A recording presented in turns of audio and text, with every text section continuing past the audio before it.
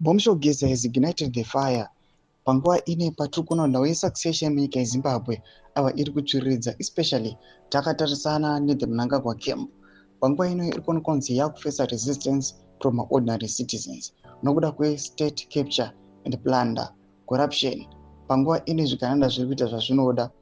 Panguva ine kuri kuonekwa kunzi mamillions nemamillions auya achiiswa paThe Conference, but mugore macivil servants havasi kuripirwa mari. Makatasangwa namainstitutions enyika sezvipatara neinfrastructure tasima roads hazvisi kuripewa. Noti subscribe or like on the bell icon. Tivina mzimu aya vanoposta this picture ramuri kuona rikanzi join the petitioners to military on Sunday 6 p.m. for a protest preparation session. Vanouya vachiposta mapictures maviri amuri kuona yakanzi watch the preparation, join 6 p.m. military petitioners, Gifford Gomwe and others, live session Sunday night.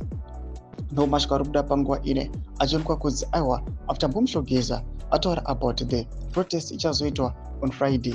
Panguva ine tiri kuona kuti vakomana vauya vachida kuisa military petitioner panguva ine kune vemauto kuti vauye panguva ine vabvumire vatendere protest iri kuda kuitwa nana Bombshell Geza. Panguva ine achiudza kuti mamillions macitizens ngauye anofladha mastreets apo mutungamiri wenyika neZANU-PF vachange vari kwamutare.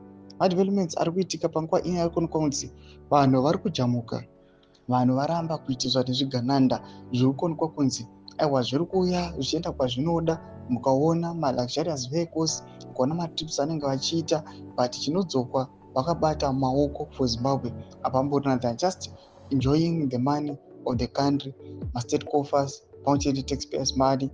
Chiitiko chinyatsoonekwa kunzi munyika yeZimbabwe mavoices they must rise. Tudze mafungiro enyu muri kudii pamusoro pechiitiko ichi. Pinda comment section medu mudze mafungiro enyu. Musakanganwa subscribe or like channel on the bell icon.